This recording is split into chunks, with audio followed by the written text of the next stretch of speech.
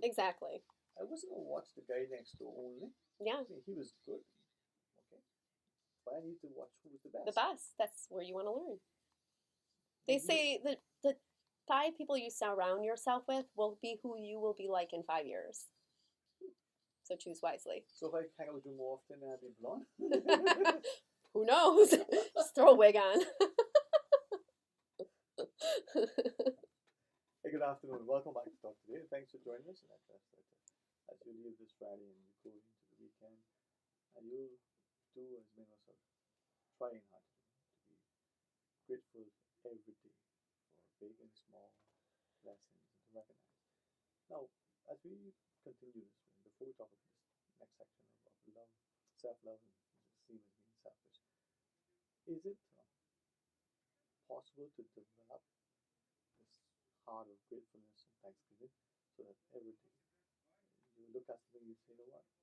Well, I'm glad that I got this. I'll give us an example. A friend says in his prayer is not only giving thanks that he has food to eat, but he can eat the food that he has.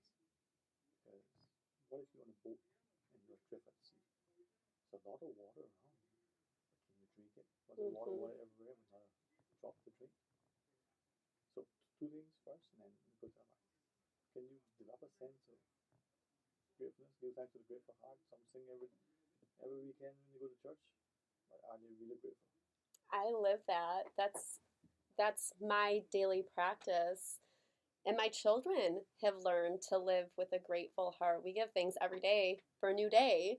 And it's something that I talk to them continuously about. My husband and I have been at a point here where we were nearly homeless twice, but where we had to put food back at Kirk because we couldn't afford it. And that's where part of the Christmas care package project that we started last Christmas Eve and we're doing again this Christmas Eve, that's part of where that came from because we know what it's like to not know if we're going to be able to put food on the table and to have little ones. And, you know, there's stuff going on in the world like slavery in Libya, stuff that is horrifying that's not even being covered in mainstream media back in the States right now. And I've seen these images and I've shared them in my own social media platform. And it's so heartbreaking to be in a place of relative comfort. People in Cayman, even the poorest of the poor, this will make me cry. Even the poorest of the poor people in Cayman are so wealthy in comparison to what some people live with around the world. And I've questioned why my eyes have even been open to the plight of some people. I'm like, okay, this had to have been laid on my heart for a reason. I don't know what doors are going to open up down the road, but there is a reason why my eyes are open to this because not everybody sees it. And when you wake up to the realities of just how fortunate, how blessed you are, even in hard times, it will change your whole perspective. You know, last year when I organized the care package project, it was inspired by a social media post where it was an advent box where each day of December you put an item in, like an essential, you know, whether it's toothpaste or whatever. And some individuals were like, does homelessness even exist in Grand Cayman?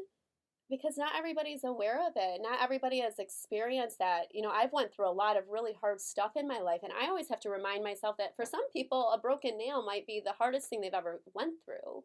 So I think having these conversations and talking about real life issues and just helping people to realize the struggles of people, I think that in itself helps to instill a grateful heart. So looking at it not just relatively, but just looking at it from your own perspective, Mm-hmm. people have hardships. Mm-hmm. They face perhaps downsizing at work, so they have less hours, they're unemployed. This time of year is specifically challenging for people who are in that position. have children, they can't give gifts as if they would like. They can't put food on the table. And even here in Cayman, that may be an issue. How do we as a community, perhaps, is it the church, the government, should lead the charge? Is it us in how in our minds we are living? What's your perspective? Well, that's part of how I felt last year. I expressed some of my own personal struggles with the chiropractor that I was seeing at that time. And last Christmas Eve, I think, was the most memorable Christmas Eve I've ever experienced because it didn't cost any money. Community came together. People who were able to donate.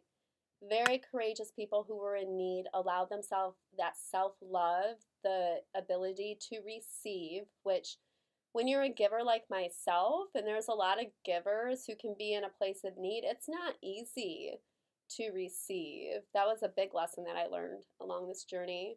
But just knowing if you don't have food in your cupboards and you don't have electricity on, and Christmas comes and it's made to be a season of material items. There's nothing wrong with that if you want to give and you have the means to do so. But if you don't have the means to do so, quality time.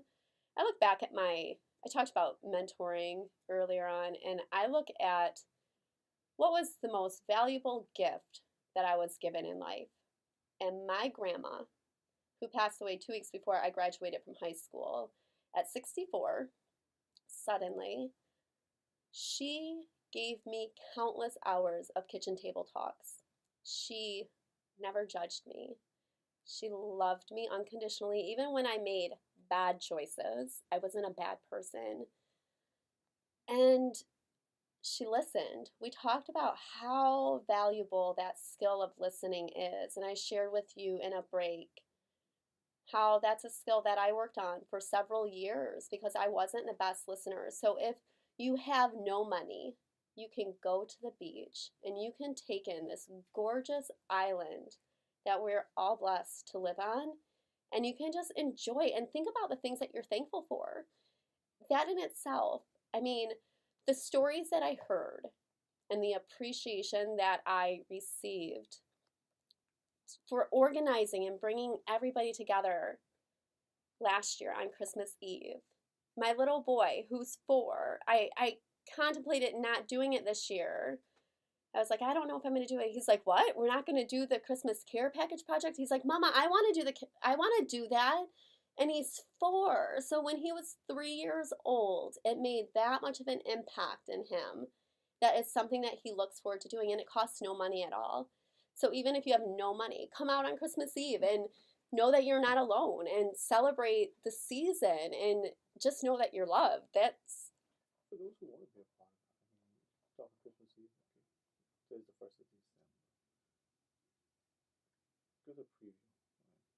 We're going to be at the same location. yeah, we're going to be at West Bay Public Beach. I'd love to see it grow in the future. I think it'll require a little bit more planning and a little bit more collaboration in order to expand it to more districts on the island. But I look at our second our second experience with near homelessness and the West Bay community, they had our back. So, and my husband works in West Bay, so I feel even more excited and grateful to be able to give back to the West Bay community because I think sometimes West Bay gets a bad rap. They're good people. So, but yeah, it'll be at West Bay Public Beach on Christmas Eve, starting at 3 o'clock. And people do a Christmas care box, so they put essentials in there. Some people wrap the boxes. Some people did art projects on the boxes. And if you're a restaurant and you want to donate some warm meals, or if you have canned goods that you want to donate to people who may not have food in their cupboards, just you can either bring it down to the beach or you can drop care packages off to Partial to Blue ahead of time. And I'm going to end up making an event, and I'll share about it a lot more through K-Moms and K-Moms Buy and Sell, and then in my communities. Well, I certainly appreciate sharing time with us. But you have a very blessed, safe, and enjoyable, relaxing Thanks. Hopefully, I just get your love. You can come on and we talk some more. I would love to. This is, like I said, this is a lot of fun for me. Definitely. Happy Thanksgiving. Happy Cayman Thanksgiving to Mm, you. And same to you. Thank you. All right. Hey guys, enjoy your weekend. Celebrate with your family and friends, and invite perhaps that one that you're not quite sure, but show that hospitality and that love and that spiritual unity and spiritual togetherness. Let today be that start of not just Thanksgiving, but let it be every day. If you want to be a part of our programming, come Monday. You can join the Start Corner for the Record and come back for Talk Today. It's going to be our monthly mental health matters. Dr. Alexander Gordon will be here facilitating another wonderful discussion. Until then, be blessed.